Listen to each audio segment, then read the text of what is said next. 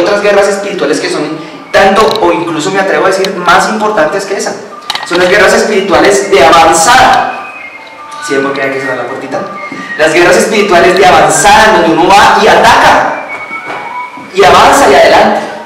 Una de las cosas que se interpone mucho y puede sabotear un proceso, un mover del Espíritu Santo, por ejemplo los de guerra espiritual, es el espíritu de religiosidad, que dice, no hombre, todo está bien, todo está relajado, ahí estoy bien, ahí estoy tranquilo, ahí voy sobre ruedas, todo va chévere. Y el triunfalismo es tan malo como el negativismo. Y ambos son facetas de la religiosidad. El fariseísmo, del saduceísmo. ¿Sí sabían que también los saduceos eran religiosos? La Biblia habla de los fariseos mucho, pero habla un poco también de los saduceos, que eran también una corriente que estaban en error. Jesús les dijo, ustedes están errando, estaban mal, pero de alguna manera u otra Él los amaba, porque de alguna forma ellos estaban también tratando de buscar al Señor, igual que los fariseos estaban tratando de alguna manera, en medio de su gran error en el que estaban, que era la religiosidad, de alguna forma estaban intentando agradar a Dios, de alguna forma estaban intentando buscarlo. Es tan así que algunos fariseos andaban con Jesús después y se convirtieron al Evangelio de Jesucristo y lo aceptaron. Algunos, incluso hubo uno por ahí que amaba al Señor, ya tenía una relación cercana con Él y pidió el cuerpo del Señor Jesucristo cuando estuvo esos 3 días allá metido en esa tumba. Entonces el fariseísmo en sí mismo estaba compuesto de personas que de alguna forma estaban intentando, de alguna forma equivocada, pues, agradar y buscar y acercarse a su Dios.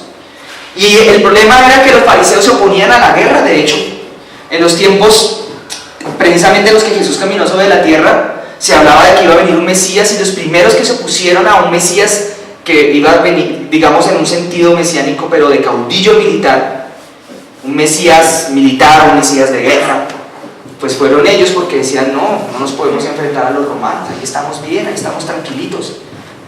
Entonces no importa qué tan temprano tú vengas, y tampoco importa qué tan tarde tú vengas, eso no te va a hacer menos fariseo ni menos farisea. Sí, yo cuando estaba niño les cuento que a veces uno pensaba, no niño, pero no niño en el cuerpo, sino niño espiritualmente, pues uno pensaba que la gente que llegaba primero a la iglesia era la gente religiosa, y se les voy a contar por qué. Porque uno solamente veía unas señoras de ya avanzada edad que se la pasaban así, y entonces uno creaba una asociación entre la religiosidad y la oración, una asociación entre estar en las reuniones de la madrugada que ponía el pastor para orar en las madrugadas y la religiosidad, pero no había tal, eso no era verdad. Lo que sí hay una asociación es entre la fiebre por las cosas de Dios y un avivamiento. En eso sí hay una asociación. Y resulta y sucede y acontece que el Señor Dios de la palabra lo revela cuando habla de los ministerios. Dice que el Dios nuestro es un Dios de operaciones, es un Dios de planes, es un Dios de operaciones militares. ¿Me escuchaste eso? Ustedes saben por qué en este momento, por ejemplo, ustedes pueden ver en este lugar que hay unas poquitas, algunas sillas que están desocupadas y otras las estamos ocupando nosotros. Pero aquí voy con el tema de las sillas. Es que hay algo profético en eso, y de hecho no salió de mi boca sino de la boca del pastor Antonio respecto a las sillas, porque va a venir el día, ahora les voy a hablar como profeta, no como maestro de la palabra, que va a venir el día en el que vamos a tener que pedirle permiso al pastor y decir, pastor, por favor, denos permiso de comprar unas sillas porque las que tenemos acá no nos alcanzan. Amén. Yo digo amén a eso.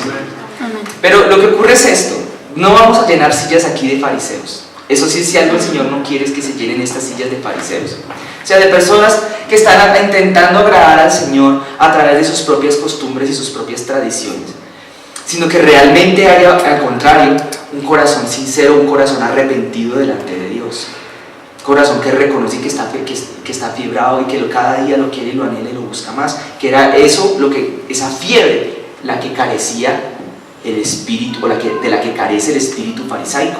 El espíritu farisaico no está fiebrado por las cosas de Dios. El espíritu farisaico está comodito y tranquilito y chévere, pero nada más. Y el problema del espíritu farisaico es que, al igual que el fuego del avivamiento del Espíritu Santo, el espíritu farisaico es contagioso. Entonces sería muy peligroso que tú o yo, estando todavía con un velo de fariseísmo colocado aquí, con una sotana farisaica, una sotana de religiosidad en nuestras vidas.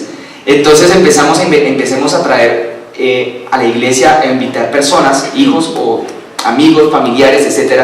Y estas conversiones se empiezan a convertir en una nueva generación de fariseitos. Eso no es lo que el Señor quiere. El Señor quiere es que su iglesia todita esté bien limpiecita. Yo no sé si lo que estoy diciendo nos atañe a todos o no, pero si a alguno le atañe, bienaventurado sea aquel. Porque es la oportunidad de que si el Espíritu Santo hoy nos habla a nosotros, alguna cosa sea, por pequeña que sea, miren, es para que nosotros la tomemos en cuenta y la recibamos y nos limpiemos, ¿vale? Pero al que no le está tomando esta palabra, no le está llegando esta palabra porque no es para él o para ella, pues tanto mejor aún. Bienaventurados seamos por eso, ¿listos? Entonces, no nos acostumbremos siempre, ¿vale? Salgamos de las costumbres. No nos quedemos en las costumbres de nosotros mismos. Las costumbres son buenas hasta un punto, pero cuando se empiezan a convertir en tradiciones, estamos a un paso de convertirnos en la Iglesia Católica y Romana. ¿Ustedes saben cuáles son los dos fundamentos de la Iglesia Católica y Romana? ¿Por qué se desvió cuando esa iglesia empezó? Porque no fue fundada por ningún apóstol Pedro. Porque lo que fundó, si es que fundó algo el apóstol Pedro, fue una congregación en las catacumbas, ¿cómo se dice? En las catatumbas, en las cloacas de la antigua Roma. Eso fue lo que él fundó, si es que él fundó algo. Porque si algunas llaves del reino de los cielos se le dieron a él, fueron las que salieron de la boca cuando él dijo: sí, Jesús, tú eres el Dios viviente, tú eres el Hijo del Dios viviente. Esas eran las tales llaves. Esa iglesia que hoy en día conocemos como la Iglesia Católica, Romana y Apostólica, fue 300 años después, por un emperador cuyo nombre desconozco, al que tuvo supuestamente o presuntamente una visión de una cruz en medio de una pelea, y dijo: uy, sí, me tengo que volver cristiano. Y luego, por una imposición arbitraria y abusiva, puedo atreverme a decir, igual que eran todas las cosas que se hacían en el Imperio Romano entonces y que se hacen en el Imperio Romano en un sentido espiritual al día de hoy, o sea, impuesto y abusivamente, dijo: toda la nación de Roma va a ser disque cristiana. Y el Evangelio nunca llegó así, por imposición. Así opera el fariseísmo. Eso sí, impone las cosas, le pone a la gente, le dice: usted tiene que ser así, pues cambie, o si no se va para el infierno. Pero el Evangelio verdadero de Jesucristo no imponía las cosas, transformaba desde adentro. El Evangelio verdadero de Jesucristo hace que la gente se enamorara de las cosas de Dios y a buscar a su Señor y a su Dios Todopoderoso por lo que Él es, no por una imposición gubernamental ni siquiera. Entonces, claro, el pobre pueblo romano, yo creo del siglo III, muchísimos se perdieron la oportunidad de conocer el verdadero Evangelio de Jesucristo, yo creo, porque les cogieron y le dijeron: no, es que ahora tienen que ser católicos sí o sí. Entonces la pobre gente sin explicación alguna, sin contacto con el Espíritu Santo alguno, sin contacto alguno con la palabra santa, palabra de Dios, tampoco, tanto menos, porque estaba reservada y escondida literalmente. Entonces les dicen: ustedes tienen que coger sus ídolos, sus dioses que tienen en su casa, sus imágenes que eran tan populares en ese entonces y que aún lo siguen siendo el día de hoy, y tienen que cambiarles de nombre, porque ahora ya no van a adorar a Júpiter, ni van a adorar a Zeus, ni van a adorar a Poseidón, ya no van a adorar al Dios del viento, no van a adorar al Dios de la tierra, van a adorar ahora al Dios de los judíos, un Dios que ustedes no conocen. Pero entonces le vamos a cambiar el nombre a todas las estatuas y vamos a empezar una nueva religión. Y arrancó. Y entonces, ¿ahora qué va todo esto que les estoy contando? Porque ¿dónde estaba el fariseísmo ahí? Tú abres un catecismo católico cualquiera, pues yo tuve una vez la oportunidad de abrirlo, de leerlo un pedacito, y me preguntaréis: ¿en dónde lo leísteis? En la iglesia en donde estábamos años atrás. Pero ¿cómo así, tío? ¿Por qué la leísteis allá? Porque allá resulta que había una cabina de sonido así parecida a esta, y había unos equipos de sonido, y habían unos botoncitos así. Y entonces un día a mí me correspondió el gran honor, el gran privilegio que por otros es despreciado, aún incluso al día de hoy, en muchos lugares, de servirle al Señor con algo tan sencillo como esto. Pero es que servirle a Dios es un privilegio. Servirle a Dios no es cualquier cosa. Servirle a Dios es un privilegio. Y estaba yo ahí un día en esos, pero no un domingo, un culto dominical, sino en esas largas jornadas de oración que se armaban en los días festivos. Y en esas jornadas de oración yo me distraje y empecé a ver los cajoncitos, y habían Biblias, y habían cositas, cuando ¡pum!, sale un catecismo católico, y yo, ve tan chistoso que dará esto por acá. Entonces yo empecé a echarle una ojeadita a las primeras hojitas a ver qué decía, impreso en no sé dónde, cuando decía la primera página, bueno, lo ponía palabras más, palabras menos, así. La religión católica está sustentada en dos bases igual de importantes la una que la otra. Una es la palabra de Dios y la otra es la tradición católica. Las dos son igual de importantes para ellos, y ellos, no sé si tú sepas, los sacerdotes que se preparan para ser sacerdotes católicos, ellos tienen que estudiar muchísima filosofía, los ponen a estudiar filosofía, lo que no está escrito, y a lo largo de su carrera al final empiezan a estudiar la Biblia. ¿Por qué tanta filosofía y por qué tanta cosa? Porque para ellos el sustento de todas sus cosas es una combinación entre lo que está en la Biblia y las tradiciones que se cuentan entre ellos a lo largo de tantos siglos que tienen de existencia como religión. Entonces de ahí es donde salen tantas locuras y cosas que están por fuera de la palabra, ¿no?, de sus tradiciones. La tradición, por tanto, es la enemiga del fluir del Espíritu Santo. Fue la que se interpuso entre siempre todos los intentos que hubo al interior de esa iglesia de que hubiera una reforma. Se habla de la reforma de Martín Lutero, que nunca se llevó a cabo. Tocó Martín Lutero separarse de la iglesia católica, porque lo que en un principio él quiso hacer hace 500 años, el 31 de octubre del año pasado se cumplieron 500 años de eso. Lo que él quiso hacer fue una reforma interna, devolverle al Espíritu Santo, devolverle la vida a esa iglesia. Bueno, devolvérselo es un decir porque nunca la había tenido en realidad solo había habido pequeñas personas que algo de Dios habían habido adentro de eso, porque también eso lo hubo. Pero entonces él quiso, aquí está esto, mire la Biblia lo que dice, y publicó sus 91 tesis allá en la iglesia de Gutenberg, ¿era?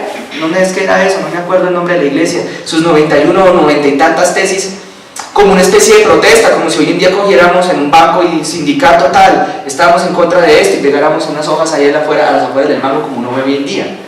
Sí, el sindicato presente, sale así.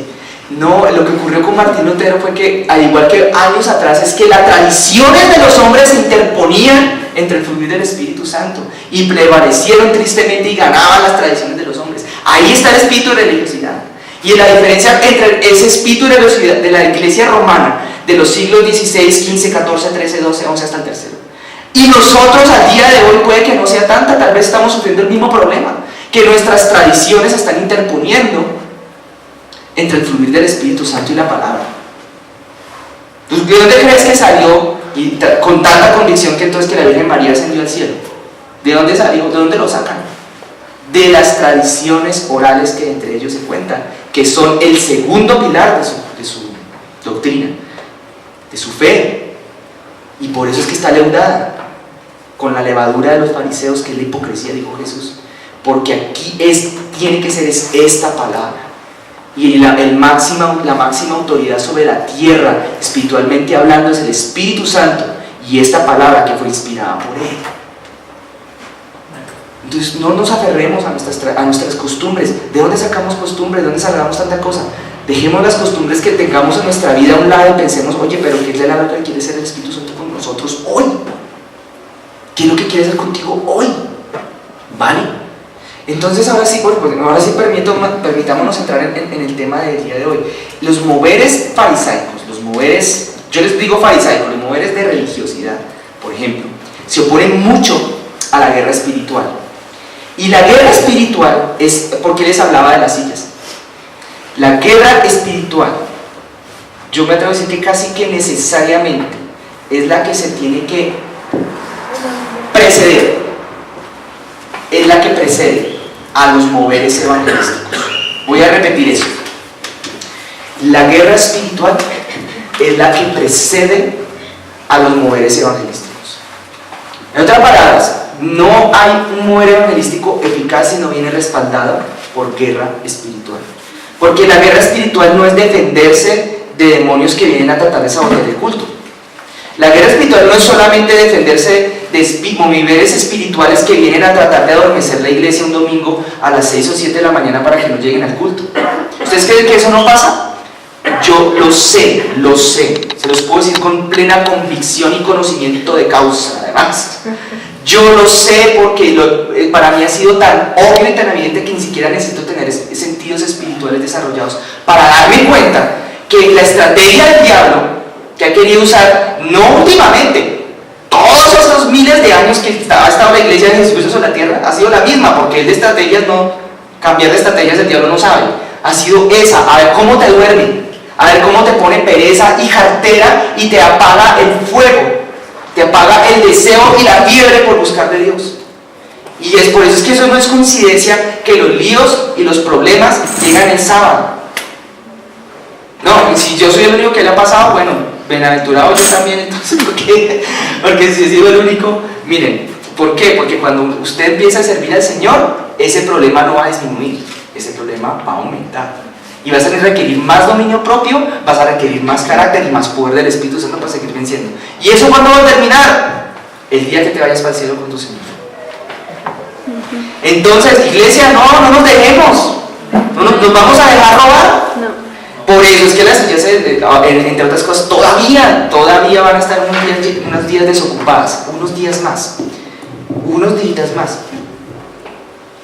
Yo me ponía a pensar mucho en esas cosas, pero hay muchas otras razones, pero no las puedo decir todas acá porque no alcanzaría el tiempo, pero tal vez no sea lo que el Señor quiera que se hable hoy. Pero hay un tema acá que vuelvo y voy a repetir una tercera vez. Todo mover espiritual de evangelismo viene precedido de un mover espiritual necesariamente de guerra. Ahora sí, guerra no de ay Señor, quítame los demonios que tengo encima que no me dejan levantar de la cama hoy, sino, sí, que no los hay, claro que los hay, no es solamente una broma, aunque también es un poco en broma que lo digo. Sí, Señor, ay, esta cobija como está de pesada. No, también tiene que ver con el mover espiritual que está relacionado, o sea, eso es real. Pero hay otra guerra espiritual que es hacia adelante. Hacia adelante. La Biblia declara que para entrar a la guerra espiritual hay unos requisitos. No toda la iglesia puede entrar a ser soldados. No sé si ustedes lo sepan, pero la Biblia menciona que para ser un soldado en la guerra espiritual hay que tener una edad mayor o igual a 20 años. Hoy en día nosotros no es que tengamos que tener 20 años físicamente hablando para poder entrar a la guerra espiritual, porque no es una guerra carnal, es una guerra espiritual. Eso era una alegoría, ¿sí? Era una forma de explicar cómo funciona el mundo espiritual. En el mundo espiritual se necesita tener una mediana madurez para poder entrar a la guerra. Mediana, no mayor, no alta. Porque, por ejemplo, para poder ser sacerdote, para poder ser profeta, había que tener más de 30. No sé si lo sabían, ustedes nos han preguntado por qué, ¿no? Jesús empezó a los 30 años su ministerio, ¿no? Ahí decía clarito la palabra, a los 30 empezó su ministerio. Él no era ni, se consideraba que ya a los 30 años ya no era niño. Y hubo una excepción, y esa excepción dijo: Padre, soy niño. No me mandes a mí a hablar, no es que soy niño. Y el padre dijo: tranquilo, tú vas a hacer la excepción a la regla, el profeta Isaías. El resto hay que tener la edad, pero para ser guerrero, Jeremías, gracias mi hermana por corregirme. Para ser guerrero necesitas 20 para arriba, pero espirituales, no estoy diciendo. Ahora, un niño de 4 años podía ir a la guerra, como ocurrió en la guerra civil por allá en Centroamérica, en Nicaragua, con niños de 8 años con un fusil, qué cosa tan espantosa. Para ir a la guerra, ¿se permitía que se fuera de 8 años o de 9? No, seguramente iba a morir. Y eso también pasa, porque los dos extremos son malos. Las iglesias en donde no hay guerra espiritual en absoluto, y se seca y se muere, se queda asediada por los enemigos todo el tiempo, que levantan son murallas, como Jericó, y todo el tiempo defendiéndose así, arrinconaditos ahí, recibiéndolos, y el diablo allá en la puerta haciendo. Y están las otras las que mandan hasta los chiquiticos, y los chiquiticos son los primeros que caen. Y cuando hablo chiquiticos me refiero a chiquiticos espiritualmente, y se mueren. Para ir a la guerra se necesita tener un nivel medio de madurez, o sea, 20 años, decía ahí. Eso lo decía la ley. Entonces, ¿qué pasa? Ahora, ¿qué ocurre? Pues es que, miren, hay una cosa aquí con esto. El Señor está pidiendo, está mandando, el Espíritu Santo se está moviendo y está hablando. Necesitamos ir a la guerra, pilas con esto. Necesitamos entrenar usar las armas espirituales que el Señor nos ha dado a nosotros y empezar a combatir, hermanos. Un soldado no puede ser alguien que todavía esté deliberando si tengo ganas o no será, es que todavía como que no tengo ganas de, es que no sé, no, un soldado ya no anda en esa, ya superó ese nivel que es propio de la infancia espiritual. Un soldado ya es por lo menos bravo, le mandan a hacer algo y ya corre, llega, así es juicioso, por lo menos tiene un nivel mínimo de disciplina. ¿Me explico? De pronto no es el más maduro de la iglesia, pero ya por lo menos puede pelear y puede defenderse.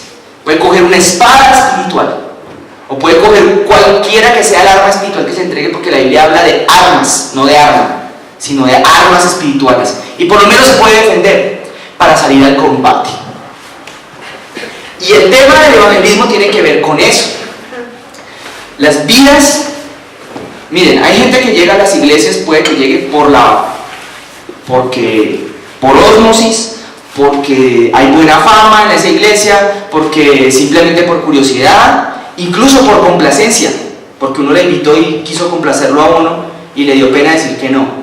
Pero una verdadera conversión, una verdadera conversión al Evangelio de Jesucristo, tal como se supone que tiene que haber sucedido con todos y cada uno de los que estamos acá. Una verdadera conversión vino porque hubo una guerra, hubo una batalla por el alma de uno. O sea, el alma de uno dejó de estar prisionera y cautiva detrás de unas reglas espirituales que describe el rey David en el Salmo, y fue liberada. Salió de literalmente un lugar que la Biblia llama el infierno. Salió de allá. Es que allá es donde están cautivas las almas de los seres humanos. Nosotros los vemos caminando por la calle felices, los vemos hablando con nosotros, pero sus almas están cautivas y no lo saben. Están encerradas en un lugar y no lo saben, no saben que son prisioneros. La mayoría, algunos, cuando las mismas dificultades y las aflicciones de la vida los oprimen de tal manera, empiezan a medio razonar que están cautivos y quizás hasta por la misma necesidad buscan a Jesucristo.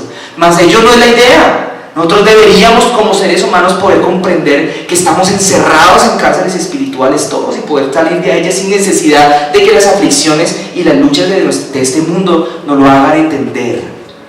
Y ahí está la guerra, para romper esos muros, para atacar a los soldados que están cuidando esos muros. ¿Ustedes creen que no hay soldados cuidando a las personas? Y estoy hablando de demonios, cuidando a las personas para que no reciban el Evangelio y no se conviertan a Jesucristo. Traer a una persona a la iglesia ciertamente no implica necesariamente que esa persona se convierta a Jesucristo, pero al menos traerla a la iglesia va a ser de alguna forma algo, en el papel puede que sirva de algo al menos. La estamos trayendo a Cristo de alguna forma, en un sentido espiritual.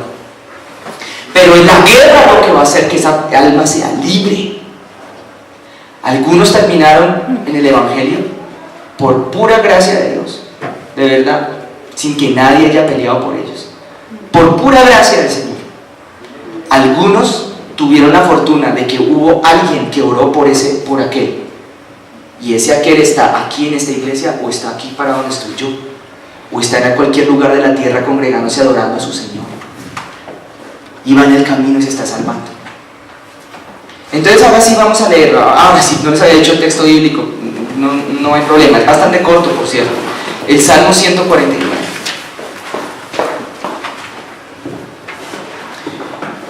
Resulta que para que haya guerra, para que haya evangelismo, tiene que haber guerra. Yo les las voy a poner así este día. Y como siempre les digo, ya reiterado y repetitivamente, si yo me equivoco en lo que estoy hablando, le pido el favor a mis lindos pastores que me hagan el favor y me echen una llamada y me corrijan con amor, como siempre suele ser y suele suceder. Pero de todas maneras lo voy a repetir. Salmo 149. Antes del Salmo 150 y después del Salmo 148. Está entre esos dos. Antes del 150 porque antes es el principio. Y en el principio era Dios. En el principio estaba el verbo.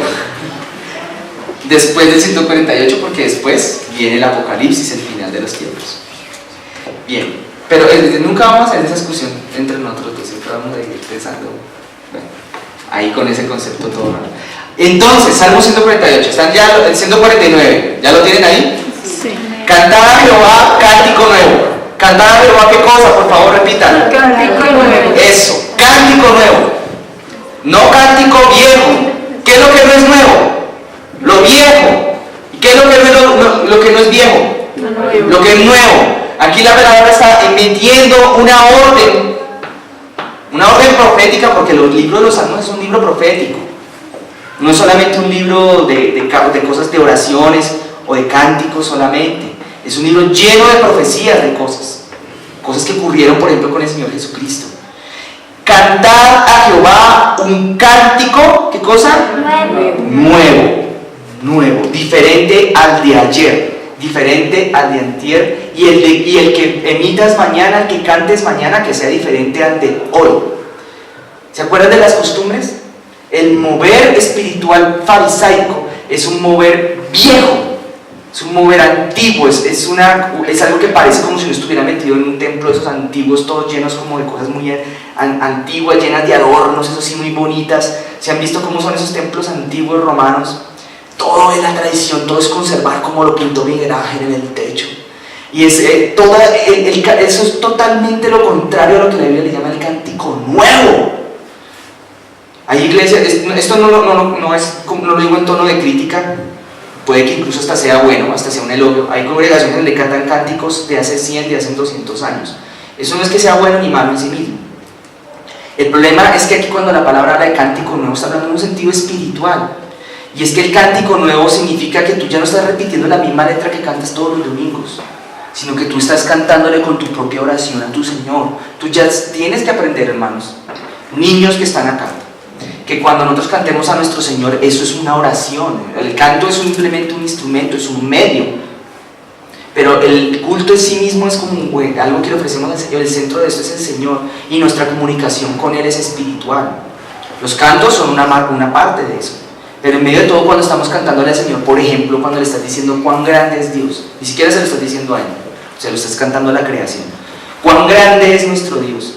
O otra que dice cuán grande es Él. Oh Señor, estás usando la palabra hablada. Eso es oración.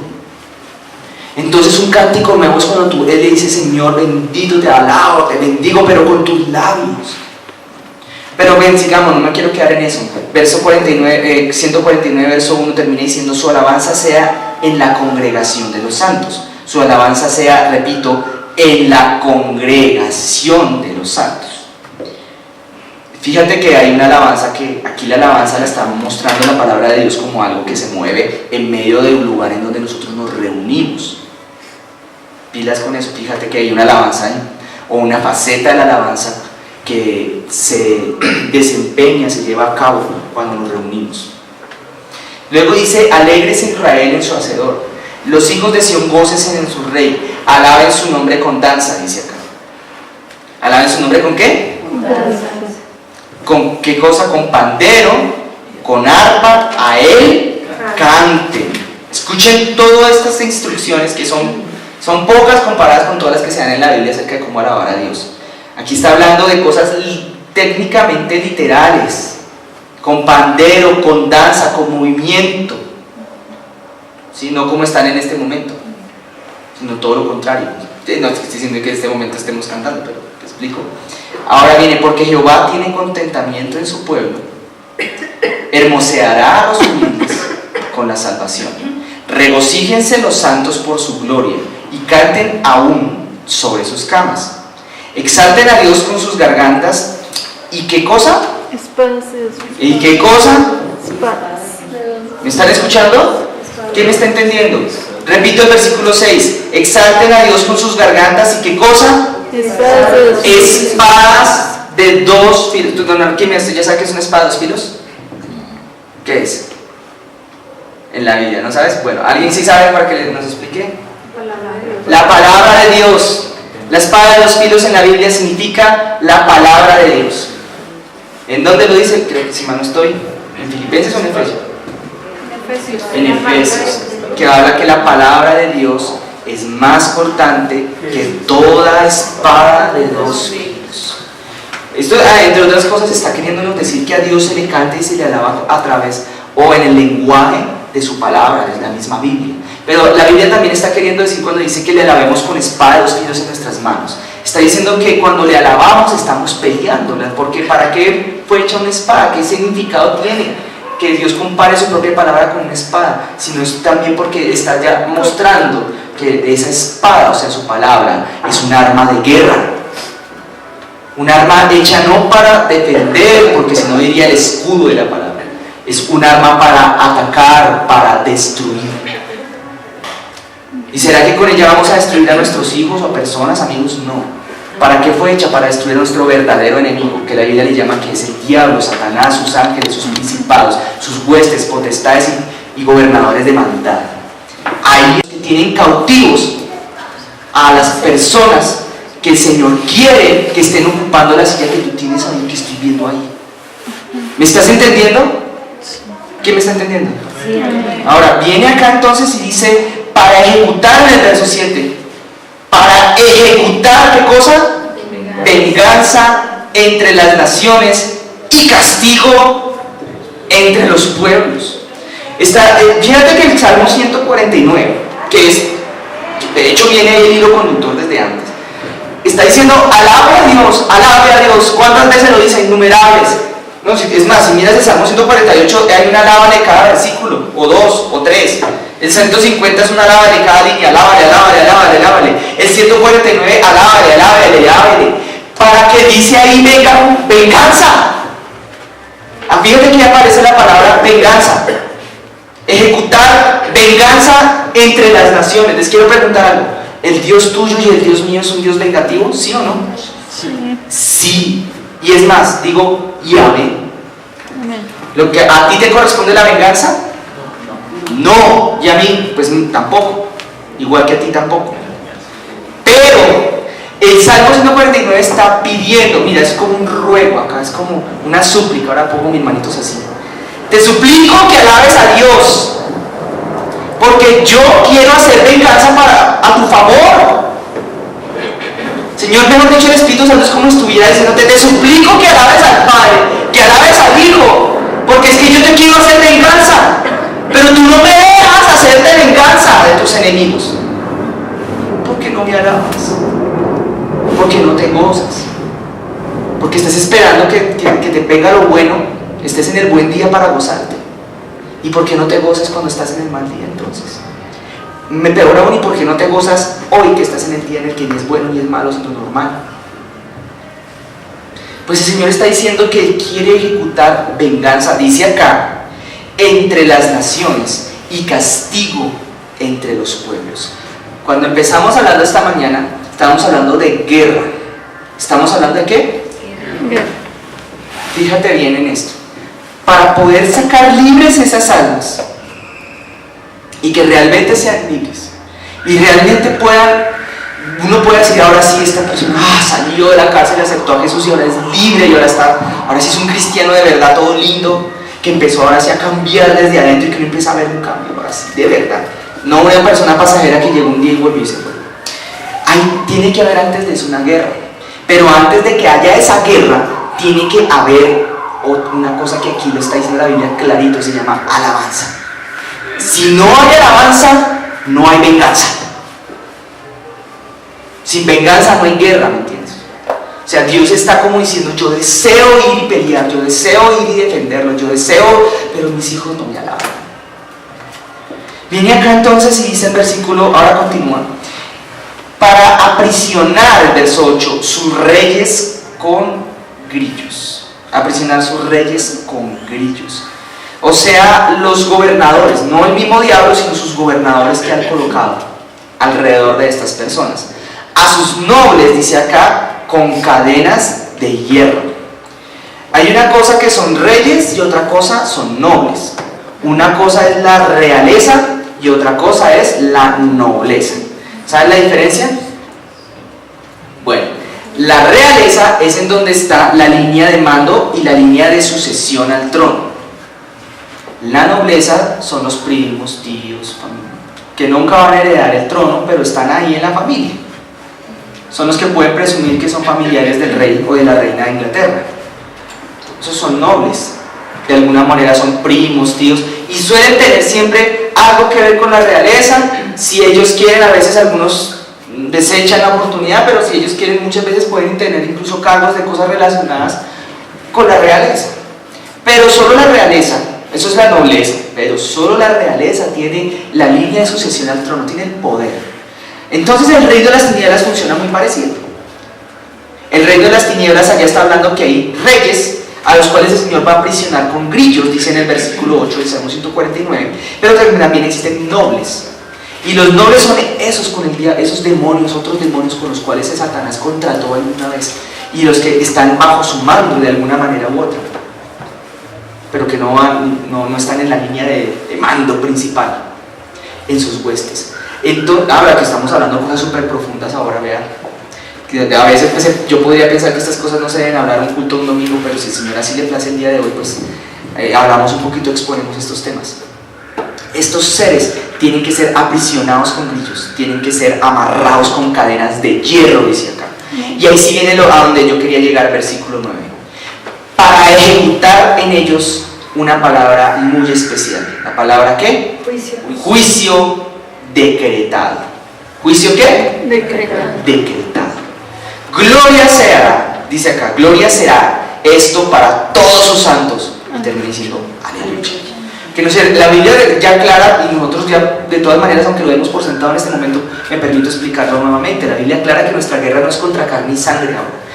Ahora que estamos en el periodo de tiempo de la gracia, la guerra que siempre ha sido la misma, esta vez se enfocará en esta dispensación en la cual nosotros nos encontramos en este tiempo. Está enfocada totalmente en el verdadero enemigo, el que siempre había estado ahí, las huestes y las potestades del mundo. Ellos son nuestros enemigos acerca de los cuales el Salmo 149 estaba hablando. Y si bien es cierto que en otra época habían enemigos humanos, que Dios en otro tiempo había dado la orden, por ejemplo, a David de acabar, le dio la orden a Salomón y Salomón no hizo caso, a Saúl, y no hizo caso. Y dio la orden a David y a tantos reyes que hubo en la antigüedad, que eso era algo que caracterizaba a los reyes, por cierto, era la guerra. Entonces, no solamente gobernar, los reyes eran los que tenían la responsabilidad social de comandar los ejércitos. Entonces, ¿por qué creen que la Biblia les llama a ustedes real sacerdocio? No les dice noble sacerdocio. A ninguno de ustedes la Biblia les llama a ustedes nobles sacerdocios. Les dice real sacerdocio. ¿Por qué? Porque ustedes para Dios, al igual que yo, nosotros somos sacerdotes, claro, tenemos una función sacerdotal. Y nos comunicamos con nuestro Señor como lo hacían los sacerdotes de alguna forma. Pero porque somos reyes. Y la labor nos ha llamado reyes. Cuando nos llama reyes, no nobles, que los nobles se quedan allá atendiendo los asuntos del reino. Es el rey el que tiene que montarse en el caballo, irse con su espada, irse con sus soldados, con sus generales, a pelear. Había tiempos de guerra en los cuales el rey David se quedó en la casa. ¿Y qué fue lo que le pasó? Metió las de caminar.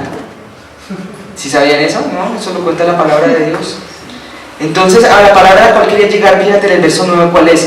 Para ejecutar en ellos el juicio, ¿qué? Decretado. ¿Y cuál era la condición que precedía a todos estos versículos? ¿Cuál era la petición de Dios que precedía a todos estos versículos que estamos leyendo el día de hoy? ¿Cuál era? Alabarle. Es que en la calidad de la alabanza está la calidad de la guerra espiritual. En la calidad de la alabanza está la calidad del evangelismo. En la calidad de la alabanza está la calidad a la larga, pues del resto de cosas que vas a ver. Ahí está. Y claro, la alabanza no son solo las canciones, obviamente, son muchas otras cosas. Pero en parte aquí estaba hablando de la alabanza cuando nos congregamos, entonces ahí están incluidas las canciones. La calidad de tu alabanza se ve la calidad de lo que tú le das a tu Señor en tu diario vivir, obviamente también. Y en la calidad, la calidad con la cual tú trates, por ejemplo, la reunión. Pues resulta ser que hay una cosa que la Biblia aquí le llama ejecutar juicios. El Señor, además de que estábamos hablando de que quiere que almas que están aquí afuera, alrededor de nuestras vidas, sean liberadas para que puedan aceptar el Evangelio de Jesucristo y llegar y empezar a congregarse en esta casa, también está hablando de que hay juicios de Dios que Dios va a ejecutar sobre esos espíritus inmundos, sobre esos enemigos. Aquí la palabra ahora, quiero mencionar esto. ¿Alguien se acuerda en dónde dice? No, sí, espera un momento, vayamos a Hebreos capítulo 13, un momentito. Hebreos capítulo 13.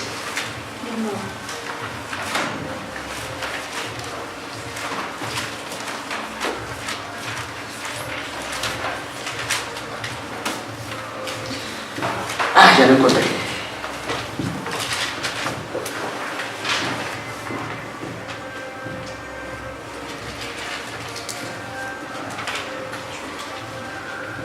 Aquí está, ¿dónde es que lo dice?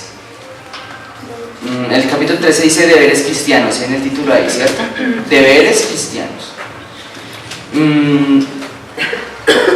Versículo 11. 13, 11. Porque los cuerpos de aquellos animales cuya sangre a causa del pecado es introducida en el santuario por el sumo sacerdote, son quemados fuera del campamento. Por lo cual también Jesús, para santificar al pueblo mediante su propia sangre, padeció fuera de la puerta del templo. Salgamos pues a él fuera del campamento, llevando su vituperio, porque no tenemos aquí ciudad permanente, sino que buscamos la ciudad por venir. Así que ofrezcamos siempre a Dios por medio de él, o sea, por medio de Jesucristo, sacrificio de ¿qué? ¿Sacrificio de qué? Es decir, fruto de labios que confiesan. ¿Confiesan qué? Usted, mi hermano, usted, mi hermana, que no es mudo, que tiene boca, tiene una responsabilidad delante de Dios. Y no es cualquier responsabilidad, es grande. La Biblia habla de algo que aquí le está llamando fruto de labios, que confiesan su nombre. A eso lo define como sacrificio de alabanza. O sea, la alabanza, aquí la Biblia la está poniendo como, bueno, puede ser muchas cosas, pero hay algo que no se le puede quitar a la alabanza, y es que ella tiene que salir de tu boca. En el salmo que estábamos leyendo, decía que con pandero, decía que con danza, decía que con arpa, con lo que tengas. La alabanza es externa, no solamente interna. La alabanza se sale de adentro hacia afuera. No hay alabanza con ceño fruncido. Una buena alabanza con ceño fruncido no existe. Una buena alabanza en la cual tú te vas a quedar 4 o 3 horas o 30, 40 minutos con los brazos cruzados, no es una alabanza buena, es una alabanza floja. La alabanza tiene que ser algo que, mejor dicho, que se vea, que salga hacia adentro, hacia afuera. La palabra, no sé por qué le da tanto poder, hay cosas tan misteriosas en la palabra, pero la misma Biblia le da tanto poder a la palabra del ser humano. Le da tanto poder, o sea, le explica en tantos lugares que la palabra del ser humano tiene tantas cosas, así como la palabra de Dios aún mayores. Pero está diciendo, saque frutos de su boca, saque frutos de su boca. Y el Señor entonces me hacía entender cuando vi este texto, leyendo este texto, que hay juicios que están por venir. Cuando Dios vino a traer sus juicios sobre Israel en los tiempos de Jesús y mandó a su Mesías, mandó a Dios mismo hecho carne a caminar entre los hombres. Los juicios comenzaron por su propio pueblo. Los juicios comenzaron por los mismos que conocían la Biblia, por los mismos que conocían la palabra, para después ir y juzgar a todos los demás. Los juicios de Dios, la palabra revela, no recuerdo en este momento en dónde está el texto, pero si alguien se acuerda y después me quiere contar, la palabra revela que Dios Padre es el juez sobre toda la tierra. No sé si ustedes lo sabían o no, les quiero comentar de todas maneras, que el Padre que está en el cielo, nuestro Padre, es el juez de todas las cosas, es el juez sobre toda la tierra. Jesucristo mismo se coloca él mismo como nuestro defensor, nuestro abogado, para los que somos cristianos. Y en cierta manera, Jesús dice que para los que estamos en Él es nuestro abogado. Pero hay un Padre que es el juez. Y en todo esto, cuando hay un escenario donde hay un juez, donde hay un abogado, eso aquí en la terrenalmente, ¿en dónde lo vemos? ¿Ustedes saben? ¿Dónde ven ese escenario donde se reúne un juez, se reúne un abogado? ¿En dónde? En un juzgado, la misma palabra lo dice, juzgado, que hay un juez, se va a juzgar porque hay un juicio. ¿De qué estábamos hablando? Hace un momentito, ¿de qué habla el Salmo 149? ¿De qué habla? De venganza, y habla de un juicio. Viene en camino, dice juicios, pero es que los juicios no se ejecutan hasta que el pueblo de Dios no alabe. Qué curioso eso. Si el pueblo de Dios no alaba, no vienen juicios, no va a venir guerra, y no va a haber victorias, y no va a haber evangelismo, no va a haber nada. Claro, el Señor está interesado no solamente en que haya evangelismo, en que esas sillas que estaban ahí se llenaran. Él no solo está interesado en eso, sino que haya victorias en tu vida. Porque una vida así lo mismo todos los días, ¿Y qué tal yo, don Arquímedes, cómo estás tú? No, igual que hace 3 años. Y en 3 años, no, igual que hace 6 y hace 3, lo mismo. Ay, lo mismo. Señor, ¿será que se complace de esas cosas? Yo ciertamente te voy a decir que no. Dios quiere que en tu vida haya victorias. Lo que pasa es que si tú tienes un alma a la que le da pereza ir a la guerra, ahí sí, entonces el Señor tendría que decirte, ¿qué hacemos con este? Entonces Jesús en una parábola revelaba algo que tiene que ver todo con esto. Decía que el reino de los cielos también es semejante a un viñedo, si mal no estoy. A un viñedo. O a una viña fue el que dijo. A una viña, ¿sí? Entonces estaba el padre y venía y revisaba los arbolitos, revisaba la viña y miraba, ¿cuánto tiempo tiene esta, Jesús? ¿Cuánto tiempo tiene? Tiene 9 meses.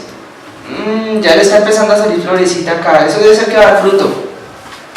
A ver, venga esta otra. ¿Cuánto tiempo tiene? 6 años, Señor. 6 años.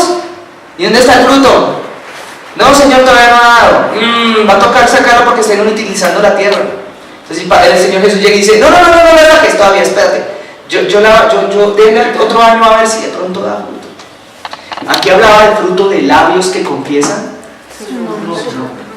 Pero entonces resulta que dio fruto. Volvió el otro año. ¿Cuántos años tiene? 7, Señor. 7 ya. Ya dio fruto, muestre, a ver, ay sí, vea, no solamente fruto, está frondosa, vea, florecitas, hojas verdes, que no caen, y da su fruto en su tiempo, y su hoja no se cae, uy, está como chévere esta. Entonces dice, ángeles, hacen el favor y me la bendicen, me la limpian y me la ponen más bonita todavía, porque necesito que para el otro año me dé todavía más fruto. Me la bendicen. Aquí estaba diciendo que la alabanza da requisito para que vengan los juicios. Eso es un juicio. Ese escenario que planteó Jesús es un juicio.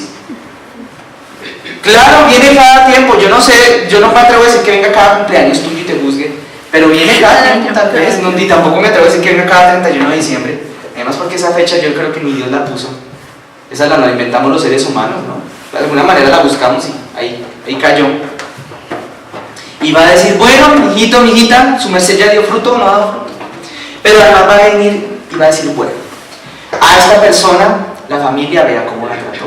A esta persona, vean el trabajo, lo que le hicieron. Vean todas las embarradas que le hicieron. A esta persona, miren todas esas cosas injustas que sucedieron contra él. Va a decir, bueno, vamos a ver qué tanto fruto está dando. Ay, no está dando fruto. Lo sentimos, no le podemos dar venganza a esta persona. Entonces, ¿por qué? Preguntar a un ángel, ¿por qué? Pues fácil, no ven que no está dando fruto. Hasta que no alabe a Dios, hasta que no levante las manos y se convierta en un alabador de Dios. Esa palabra no existe, pero me la acabo de inventar.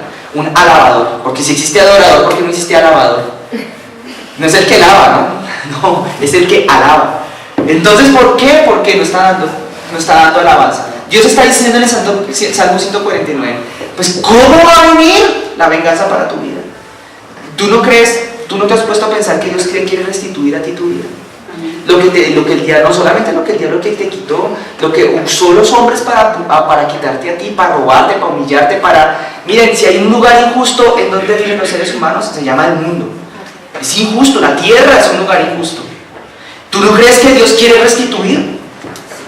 Yo te voy a decir una cosa, fuiste injusto también, y para eso también existen los juicios. Y Dios llega como Padre bueno, y cuando vienen los juicios de Él para ti, no te extrañes de que llegue y diga, ¿sabes qué, mijito? Te voy a hacer un juicio.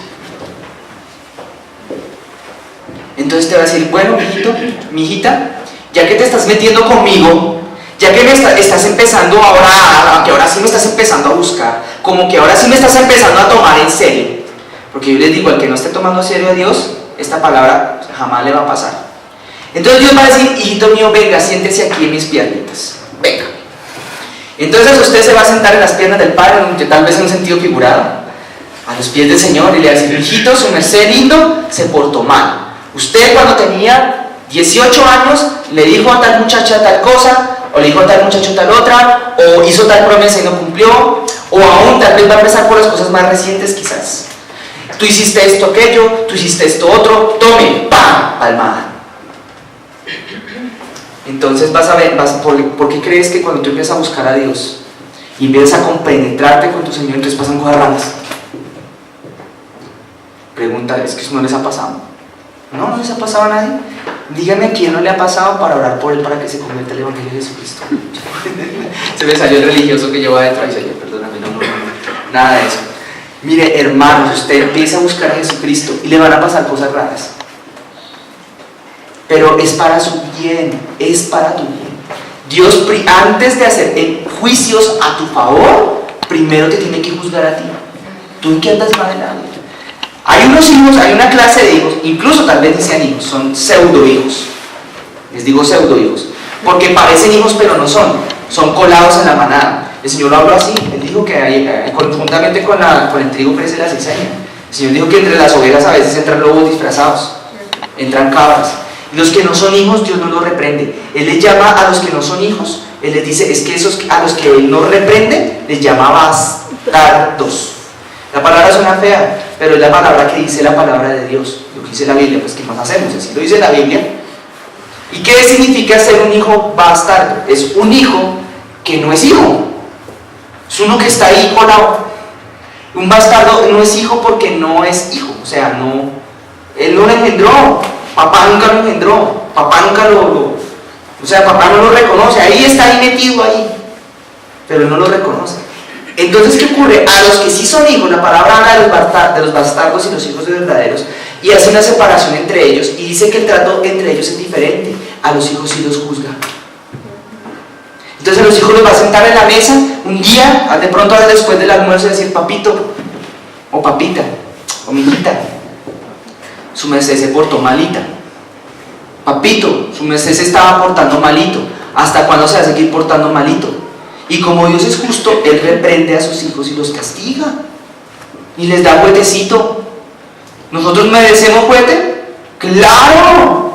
Pero como nuestro Dios no solamente es justo, sino que también es bueno, entonces Él va a decir, pero ¿sabes qué, mijito? Tú te arrepientes, cambias y yo te perdono. Pero tenga su juguete para que aprenda. Entonces cuando tú te sometes a tu papá, y todo esto por donde empezó, por una palabra que se llama alabanza. Pilas con esto, una palabra que se llama ¿cómo? Alabanza. Entonces cuando te sometes a tu papá, entonces tu papá va a decir, ahora sí, este niñito se está dejando conducir, se está dejando llevar. Porque hay hijos que empiezan a salir del letargo espiritual y empiezan a comprometerse con Dios. Y cuando se empiezan a comprometer con Dios, ¡pum! Le pasó esto, ¡pum! Le pasó lo otro. Y ¡qué pereza! Y ya después se desaniman. ¿Y por qué a mí? ¿Por qué a mí? ¿Por qué a mí? Pues hoy el Señor te lo está respondiendo a través de esa boca que está aquí presente. Entonces llega el momento en que el Señor dice, ahora sí, me está empezando a agradar. Entonces ahora le voy a restituir. Primero el juicio viene por casa. No me acuerdo en dónde lo dice, pero yo sé que lo dice. El Señor empieza sus juicios por casa. Entonces cuando ya dice, pero me siguió adorando. Yo creo que el Señor mira a los ángeles y dicen, pero miren, se levantó en el culto y levantó las manos y danzó. Y no le dio pena que Sarita lo estuviera mirando, ni Alejo lo estuviera mirando. Y danzó para el Señor va a decir, me gusta, este es de los míos. Venga para acá, Ángel, venga Ángel. ¿Cómo se llama Ángel? No sé, me llamo Ángel tal cosa, no. Gabriel, no sé cuál es el de la guerra. Bueno, no sé ni cuál sea el de la guerra, por cierto. Miguel. Gracias. Miguel. Venga Miguelito. O no sé, ya me vio esos comandantes, Miguel. Ahí están los comandantes, Señor. Si ve ese que se está levantando las manos y me está adorando, vea ese que se sujetó a mi represión, ese que se dejó regañar. Si ve ese que se dejó castigar, bueno, listo. Ahora, por favor, mire, si ve los enemigos de ese, si es los que le hicieron la guerra a ese, si es los que le quitaron a ese, los que lo menospreciaron, vaya por favor y ejecute juicio. Amén. Vaya, aquí no lo dicen, vea, léalo. Para ejecutar en ellos el juicio, ¿qué cosa? Espere, es que ustedes no lo están leyendo como yo. 149.9. Para ejecutar en ellos el juicio decretado. Miren, hay una cosa, hay un juicio donde hay un fiscal, hay un juez, hay jurado, yo creo que hasta hay jurados, hay testigos, a lo mejor, quién sabe cómo será ese asunto. Pero todos los juicios de Dios, es que Dios no solamente existe un juicio final, no, existen muchos juicios. Mientras estemos aquí en la tierra tenemos que aprovecharlos, porque van a haber juicios que van a venir a nuestro favor. Hay juicios para regañarnos. Yo una vez cuando entendí esto hace tantos años, yo no sé si porque esto no se habla tanto, pero bueno, quizás el Señor lo quería hablar hoy por alguna razón. Cuando entendí eso hace tantos años, yo le pedí, Señor, te quiero pedir que lleves esta situación a juicio. Señor, y lo primero que Él me trajo a mente era toda la maldad que yo había tenido en mi vida, o toda la maldad por la cual a mí me habían venido las cosas que me habían venido, de alguna forma u otra. Pero el Señor fue tan lindo que me juzgó a mí primero y me corrigió como hijo, y luego como hijo me siguió tratando y fue y me defendió. Eso es lo chévere de ser un buen hijo de Dios, que tú eras malo, hasta de pronto hasta te merecías lo que te vino en la vida. Pero Dios es tan bueno que te trata como si fueras hijo e hija de Dios y te restituye. Y dice, con este ya no se me mete más. Este es mi hijo. Y yo creo que el diablo, pero era malo, pero es mi hijo. Y en mis hijos no me los tocan. Y ahora que es mi hijo, lo que le pasó en su vida, ahora yo se lo voy a volver, se lo va a tornar en bien. Cuando decía aquí la palabra juicio decretado, decía juicio decretado, es porque hay un decreto. Hay algo que de pronto la palabra decreto, miren que no aparece demasiado en la Biblia, ha sido de pronto un poquitico, de esa palabra se ha abusado un poco hoy en día. Y hay algunos profetas, no sé si de Dios o no, no lo sé, lo desconozco. Algunos otros que se llaman apóstoles, no lo sé si de Dios o no, que abusan de la palabra decreto, entonces empiezan a decir, decretamos bendición sobre tu vida, y yo decreto esto y decreto lo otro. Yo la verdad, honestamente les quiero compartir que yo esa palabra decreto le tengo mucho temor, le tengo mucho respeto. Esa palabra creo que uno la debe emitir con tanta, blandir con tanta facilidad. Porque la palabra aquí está diciendo que el que en este caso decretó cosas fue el Señor Dios el Padre, el juez, después de un juicio en donde se presentan y se exponen unas pruebas, en donde se expone una situación y se hace un juicio. Entonces después del juicio, el resultado final es que se decreta un veredicto. Ustedes saben que el diablo ya fue juzgado, ¿verdad? Si sabían eso, la Biblia declara que el diablo ya fue juzgado y sobre él se emitió también un decreto, pero ese decreto todavía no ha sido ejecutado a cabalidad. Para que se ejecute el decreto, es lo mismo que como cuando a alguien le dicen, bueno, sentencia, tantos años, como le ejecutaron a varios comandantes guerrilleros que recientemente fueron indultados. No solamente tenían órdenes de captura, tenían ya juicios en los que ya habían sido condenados, o sea, ya había un decreto, había un juicio que había sido emitido, un decreto que había sido emitido. Tantos años de cárcel, lo que pasa es que no había sido ejecutado sobre ellos. Y cuando se hizo la nueva legislación, bueno, entonces se hizo una nueva legislación para poderlos perdonar. Pero ¿qué fue lo que ocurrió entonces aquí? ¿Qué es lo que ocurre con nosotros? ¿Qué tiene que ver esto con nosotros? Que hay unos juicios que Dios dijo, esto ya, hay unos decretos que Él saca cuando sale un juicio, sale un decreto.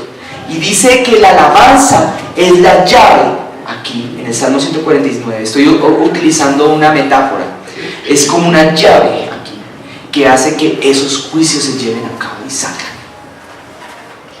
Yo he sabido, de pronto, no sé si en mi propia vida hubiera pasado, no sé, no lo recuerdo, o si me pasó no lo supe, pero sí he sabido de hombres y mujeres de Dios que el Padre juzga con amor.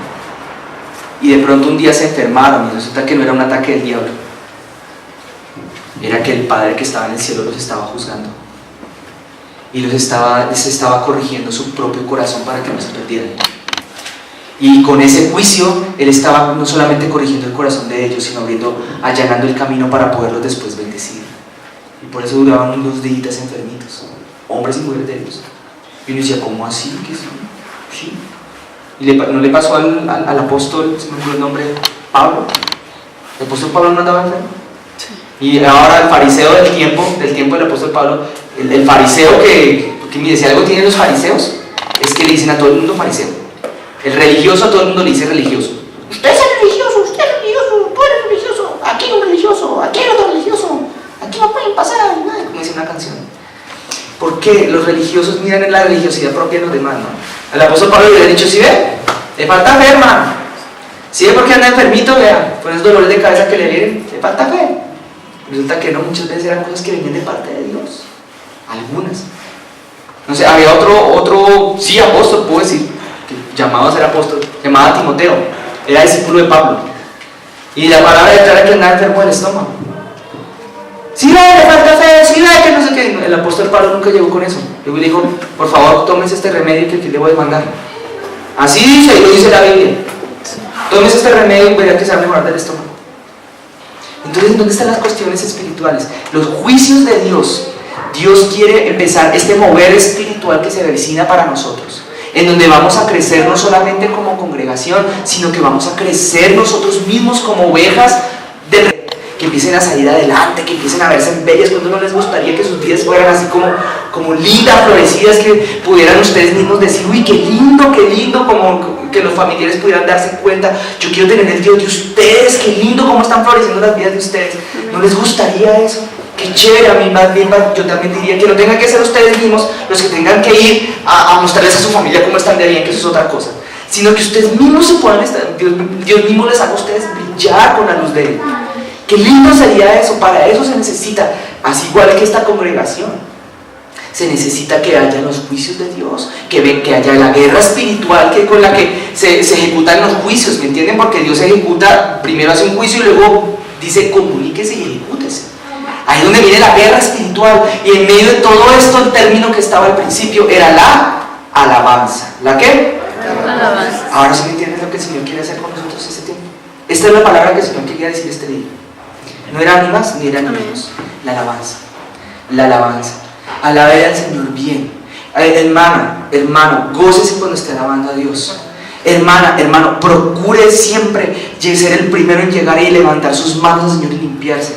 Obviamente la adoración es otro tema, porque la adoración es tanto o más importante que la alabanza. No es el tema de hoy. Nosotros cuando nos reunimos, nosotros adoramos a nuestro Señor, pero también le alabamos. Y hay una diferencia entre esos dos. Al adorar al Señor estamos teniendo una intimidad con Él a un nivel interno, ¿sí? Es un contacto de adentro, espíritu a espíritu. La Biblia es que compara la adoración con un sacrificio, con algo que uno mata. Pero la alabanza también la compara con un sacrificio, pero la muestra como algo externo. Dice un sacrificio de labios, un movimiento de manos, con un tema de pandereta. Entonces no es que yo sea intenso con la levantadera de manos y la tocada de pandereta, porque ustedes me escucharán todo el tiempo, levante las manos, levante las manos, levante las manos, sí, pero lo de la pandereta no se lo digo diciendo a ustedes, se lo digo diciendo a mis hermanas que tocan aquí conmigo y que cantan aquí conmigo, porque es que es lo que dice aquí el Salmo 149. El Salmo 149 dice pandereta, no es que yo todavía no salgo del asombro. ¿Dice pandereta o no lo dice? Ahí lo dice. Miren, verso 3, con pandereta. Ahí no dice, ¿qué más hacemos? Ahí está la insistencia de eso. Eso es la alabanza. Y si no hay pandereta, use las palmas.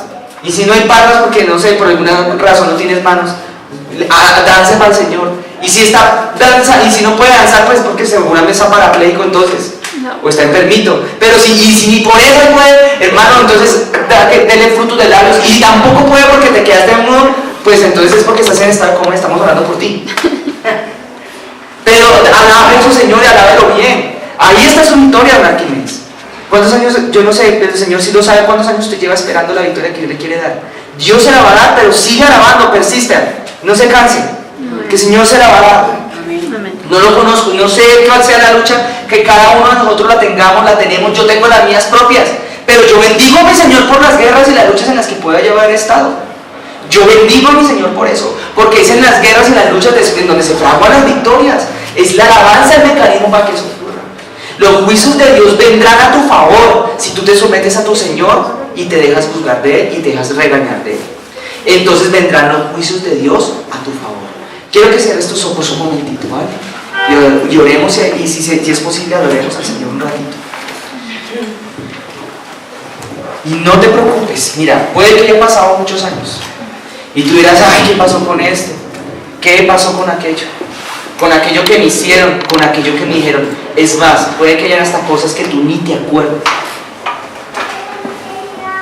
Injusticias que se hubieran cometido en contra tuya que ni te acuerdes, incluso. Y el Padre que está en el cielo, Él todo lo está mirando. Él todo lo está anotando en su libretica, en su libro, diría la Biblia más bien. Tú sométete a tu Dios y alaba a tu Rey. En el día de la aflicción, alaba a tu Rey. Mira, no importa lo que haya venido, lo que haya pasado sobre tu vida, el Señor va a levantar tu vida y te va a restituir lo que el diablo te robó. El Señor va a restituir lo que el hombre te humilló. El Señor va a restituir lo que el hombre te quitó y te hizo. Y Él sabe, solamente el Señor sabe, porque Él es Dios justo. La Biblia declara que es justo. Pero te está diciendo una vez más el día de hoy: alaba al Rey, ¿vale? Alaba a tu Señor. Alaba a tu Rey. Bendice a tu Señor.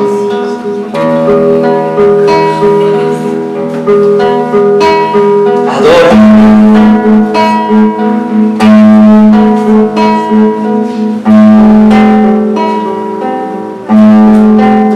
Eso es. Ahora si quieres, yo te voy a pedir que adores, que le des gracias a tu Dios. Cántale un cántico nuevo si puedes.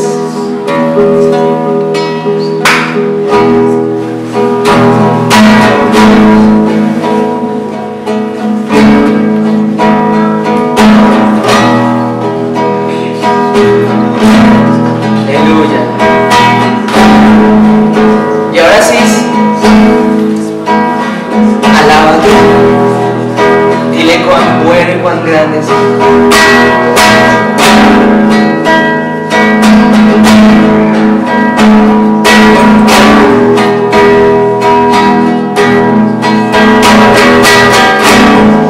De la calidad de tu alabanza va a venir también el decreto del Padre a tu favor. Dale gracias por lo que importa. Eso, que suene el pandero, aleluya. Eso. Que pueda levantar las manos al Rey y darle las gracias a Él, que lo ama hoy.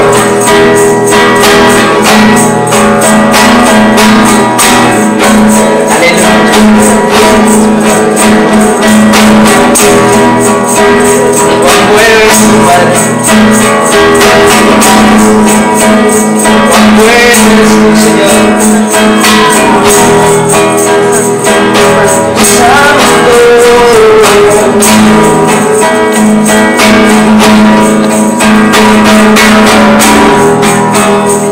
Sí, Señor. Ahora quiero orar por ustedes, mis hermanos que están acá.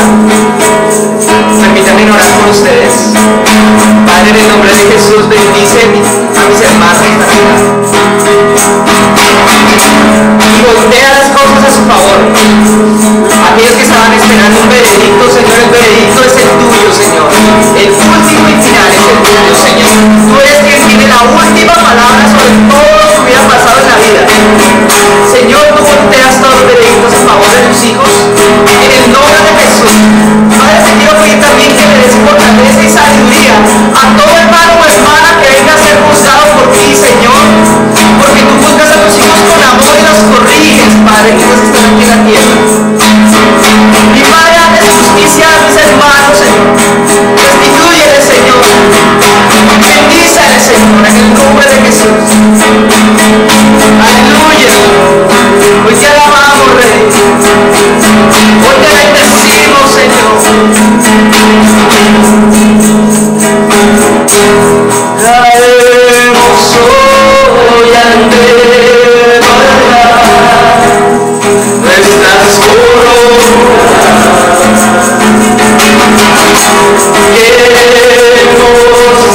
Queremos darte lo mejor de nuestras vidas. Daremos nuestro amor entero, pues tú mereces lo mejor. Te daré lo mejor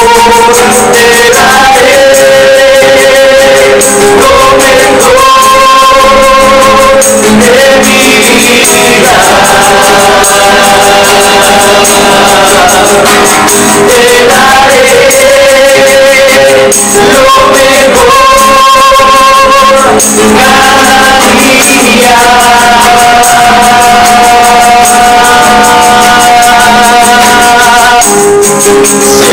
día.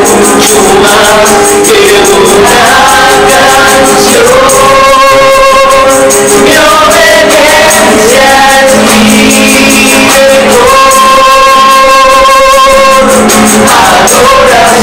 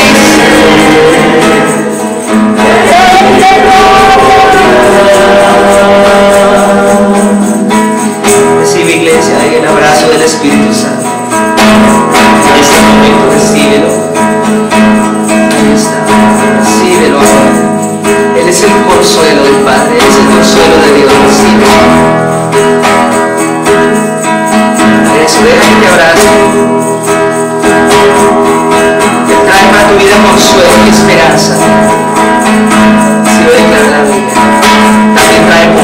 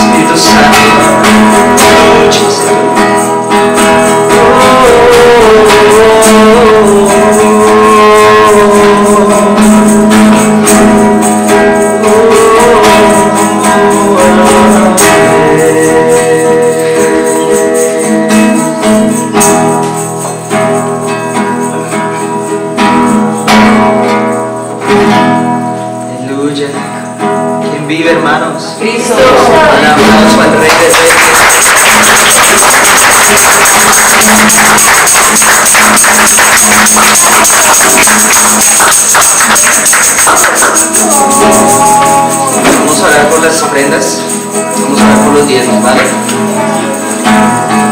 Así que vamos a prepararnos para esto.